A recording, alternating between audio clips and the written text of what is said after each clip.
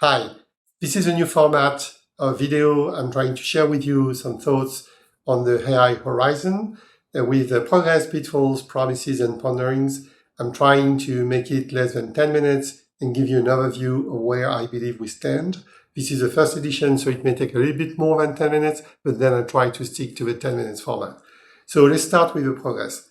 Yes, we continue to see massive progress in terms of compute power with multiple types of accelerators, such as the GPUs, the TPUs, the DPUs, the use of CPUs as well for inferences, which is a very promising path. We do see higher scale networks, a topic very close to my heart, with new chipset, highly capable networks with zero loss that could be used for AI model training. As we know, this is something very, very important. We continue to see algorithmic improvements. I won't have a time here to list them all, but there's no reason why it would stop. We've been doing that for decades now, and things tend to accelerate, which is a very good thing. For national models, we keep seeing new releases. We expect the next release of GPT, Llama 3 is in training, Mistral, there was a new release very recently, and then Gemini, not mentioning some specialized models, some of which specialize for healthcare, for example, other ones more tuned in order to have a better reasoning capabilities and things like that. I absolutely believe in the rise of small language models, like Phi is a great example with a bit more than 3 billion parameters, trained with high quality data, which in my opinion is also a very promising path, because of course that's going to take way less energy to train, to use in terms of inferences. And again, we don't know how close it is going to be from very big models, but that's going to be a very interesting path. The sad part is that these architectures are still very complex, and I don't see any hope for anything simpler than that. On the contrary, there are pitfalls, and we need to be aware of that, and that's totally okay. None of them are unsurmountable, but reliability is, in my opinion, a top-of-mind issue. We all know about the issue of hallucinations. There are ways to mitigate them by doing ensemble methods, fact-checkings. There are multiple approaches there. I think that we need to work more on epistemic humility, the ability for the model to disconnect or agents to collaborate together to provide a better quality answer. We're not there yet. With my team, I'm working very hard on that aspects. I think that these systems are multidimensional. When you look at generative AI, you have a lot of different components, and it may not always be very easy to optimize such a system, and of course to come up with the right efficacy metric. You need to look at, people tend to look at the models and the different metrics. They are very interesting, but they're not specific to your problem and the task at hand. And I believe this is an issue because when you build a generative AI industrial product, you need to look at the efficacy of your system, and it may require quite a bit of expertise, experience, and time to be able to assess the efficacy of a system and, of course, to optimize it. Transparency may be an issue. That's not something we have as of now. It may, it was fairly easy with some algorithm, machine learning algorithms like gradient booster trees and decision trees. It was not so easy with deep neural nets, obviously, as much as we love them, but it's even more difficult with generative AI and transformers, and when you have multiple components working together. So it may not be fully required. I don't think we know yet, but that could be something important to look at. Power consumption is an issue. We know that it is a challenge. There are progress being made on the hardware, but of course, power consumption is definitely something we need to be aware of. These models may be very greedy, and so that's obviously an issue. Of course, people want to use incremental fine-tuning with some kind of algorithm like LoRa Plus, small language models. There are many ways to do algorithmic improvement, get advantage of Mother Nature. The brain is 25 watt.